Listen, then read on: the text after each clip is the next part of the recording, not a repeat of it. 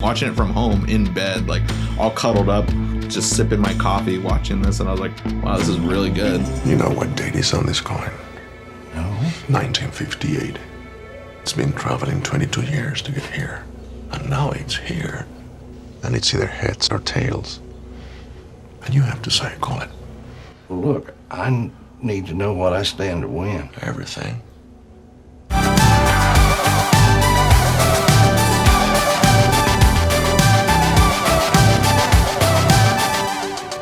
Drive-by movies. My name is Blaze. My name is James. And never have I ever seen No Country for Old Men.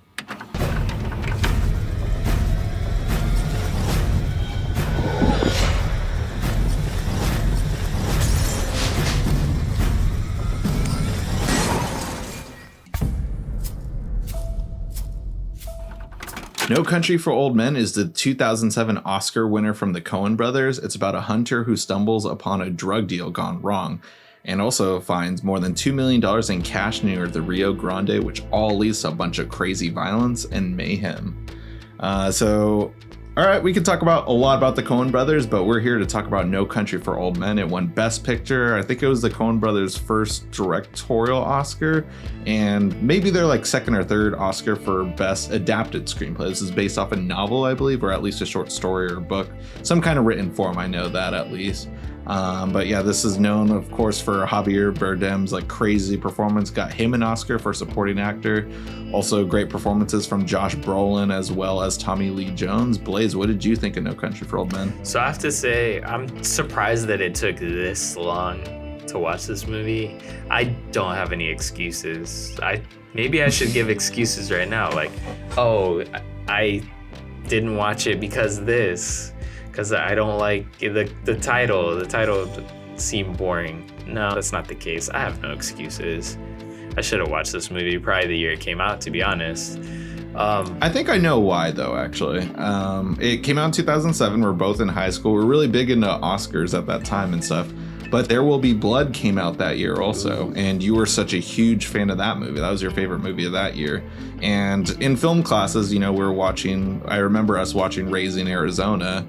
I wasn't a fan of that movie. I don't know how you felt about it. I'm pretty sure we also watched The Big Lebowski in our film class. Also, another movie that is a classic, but I'm just not a fan of. What? And I don't know. What is your experience with the Coen Brothers? I love Big Lebowski. Like, I do really like Big Lebowski. I think sometimes that film can be overdone, though, with people just you know, admiration for it, love for it. People always like saying the dude and just being silly. Kind of, I think sometimes that film can feel overdone, but I think when you sit down and watch that movie, I love it, you know? Some of the other, I didn't really like Raising Arizona. I think I just dislike when the Coen Brothers do that thing where they play like these dumb kind of characters and it's like comedy, but it's really dark comedy. I don't know, sometimes I can't really get into it because I just don't like the way that the characters, it almost seems like it's poking fun at these characters for being dumb. And it almost, I don't know, sometimes it feels weird as like it's punching down. Maybe it is, maybe it isn't, I'm not sure. It always comes off weird and I can never really get into it. This film is different because this is just a straight up drama. There's absolutely really no elements of comedy in this film. And this is just, you know, straight up violence and drama, and I think I have to say, like, that's where I like the Coen Brothers best, is when they're hitting on all cylinders. And sometimes their comedies are funny, but I think that honestly they really have a knack for that drama, for those kind of violent movies, especially this one. Obviously, I think this film is pretty close to a masterpiece. It's a bit ambiguous, and I think that's a lot of people, including myself, like, I like that about the film, but I think for the mainstream, that's probably going to be something that really puts people off, that in the mainstream is like how ambiguous this film is in its nature. So I can kind of understand that, but I think it really, really works, and there's a lot to like about this movie. Yeah, 100%. I think I kind of made my like voice heard, where I'm just not the biggest Coen Brother fan. The only one I really like is just Fargo and Burn After Reading, but those aren't movies that I'm really like into. Those are the ones that I just like more tolerated. I wasn't really a fan of. I think other Coen Brother movies I've seen are Inside Llewyn Davis and Barton Fink. Just I'm sure I've seen other ones by them, but just not their biggest fan. But this one I've finally seen also. This is a never have I ever for me as well. But this is definitely by far my favorite Coen Brother movie. It does follow some of the tropes that makes me dislike them sometimes. Mainly just like I like the way they write some like off-screen moments, and there's this big one towards the end of the movie, but it wasn't as like bad as like other movies where I've seen where it just like kind of takes a weird pivot and focuses on a different scene explaining what happens. And sometimes it works well, and it worked well for this movie, but it still felt pretty sudden and jarring after like a major death that we like don't get to see, like a character we've been following the whole movie and stuff. But regardless of that though, like that's just one trope that I'm just not the biggest fan of, but I understood going into it that's what the Coen Brothers have done in every single movie. They always just have one scene that just feels very out of place and kind of throws you off, and it's always towards the climax of the movie. But Javier Bardem and Josh Brolin, they really just carry this movie, specifically Javier Bardem. That was like 100% deserved for his Oscar. And like that coin flip scene, I'd always heard about the coin flip scene. I'd never watched it, never seen like a YouTube clip of it, but that was such a satisfying, creepy, horrifying moment to really like kind of introduce like what he's like, his demeanor and stuff. There's a couple scenes with Javier Bardem before that, but that really just got you were just like, oh my gosh, this guy is not someone to mess with. Definitely. I kind of love that aspect. I love just his character, how he's essentially, you know, this walking death. And maybe he doesn't have a scythe, but he has this coin that kind of decides your fate, essentially. So I thought that he's such a cool character. He's just so creepy, especially because now, like, I feel like this was his first English language movie. I'm not positive about that, but I think this was his first English language movie. And it's like now you see him and he does so many different things where like if this was the first time I had heard of him and saw him, and it's like a very specific character, but you see him now and he's just like, you know, maybe even in like was it Skyfall where he's like that really eccentric villain type of thing, or was that the movie after? Was that the James Bond film after? No, it was Skyfall. Yeah, he was the villain in that movie, and you know, it had a lot of creepy moments, but also comical. I thought one of the best sequences in a James Bond movie was his moment where he introduces himself to James Bond. Like, such a fantastic actor. I haven't seen that much with him, but yeah, I swear if Pedro Pascal is the next like James Bond villain, I'm gonna fucking lose it, because I do feel like they have same career trajectory a little bit. I don't know.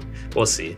But anyways, getting back to this film, I just thought that there's a lot to enjoy about this movie. I am curious how you felt about how like ambiguous the ending of the film. I don't want to get into like spoilers if there is any, because it's kind of so ambiguous, but like, do you like the ambiguous nature of this film? Because ambiguous films in general, like, I guess that there's something to be said about that, but did you appreciate how kind of the ending just kind of leaves you? I did like the ending for this one for the most part. Like I said, usually with the Coen Brothers movie, like I'll enjoy like most of it, and then out of nowhere, just like I'm just turned off by the ending.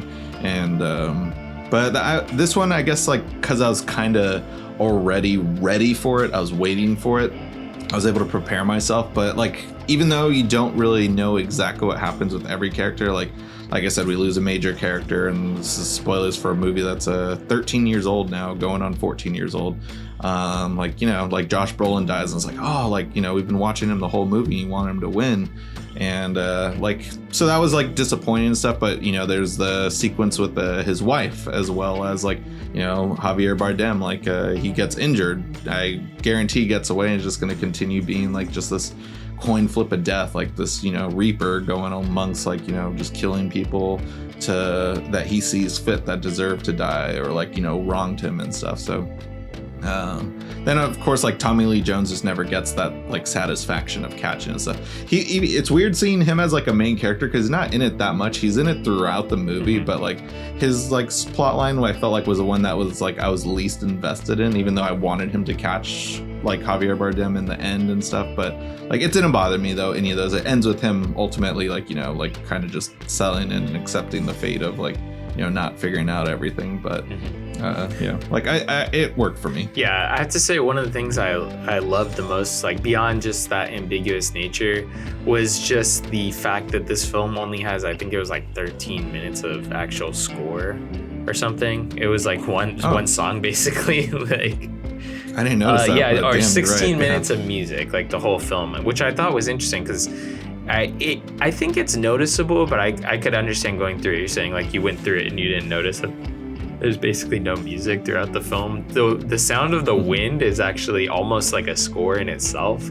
Like the fact that the wind is such a character, because there's no music to really, break up the film. You kind of start picking up on all the sound effects that they use, and like the wind is just kind of very prevalent throughout the film. So it was interesting that they only did I know for a fact when the title credits hit and then there's like a song, it felt weird. It was like, oh, like wait, I haven't heard music for a while, and then I looked it up and saw it was like 16 minutes of music. That would have caught me off guard, but yeah, thinking about it now, I'm just like, oh yeah, there was no music. It was just all intense scene after intense scene of dialogue moments, and then it definitely like hits you in those like quiet moments when someone realizes that they're getting followed or someone's waiting for them. And those are my favorite sequences, like when I noticed it was like quiet and there was no music, and like I really felt that tension watching it from home in bed, like all cuddled up, just sipping my coffee watching this, and I was like, wow, this is really good. And yeah, it was definitely like a strong watch, and like I see why it was so popular back then. Like I still haven't seen There Will Be Blood. That is going to be a future Never Have I Ever episode, so I'm curious to see how it'll fare against this movie and see which was the true one that deserved it. But looking at the other movies from that year, like with the exception of that one because I haven't seen it, like I understand why it won though. Yeah, that is interesting. I mean, they're very different movies. This film, I know it's based on a novel, but it very much feels like it's based on a novel. And I think the thing is that the source material was just so strong that really helps the film kind of sail towards success and towards becoming a masterpiece. Essentially, it was recognized that year. But I think even watching it, would you say it's like 13 years later now, it still works on every way that it worked the first time, or like when it originally came out. So I really say, if you haven't watched this movie, if you're like us and you hadn't gotten around to watching it that year it came out or any of the other years, it's usually sales on a Netflix every now and then. Right now it's not. So the best way, if you guys do want to support the show, is by go ahead and clicking the Amazon affiliate link in the description box below and checking out No Country for Old Men. Yeah, after doing that, come back here, leave a comment letting us know what you thought about the movie. We love hearing from you, love talking about the movie, continuing the conversation. Smash that like button, that helps us reach a larger audience. And if you're new, subscribe and hit that notification bell to get our latest updates. And guys, we are also available on Instagram, TikTok, all your favorite social medias. You can find those in the description box below. Anyways, guys, tune in next week for a brand new Never Have I Ever.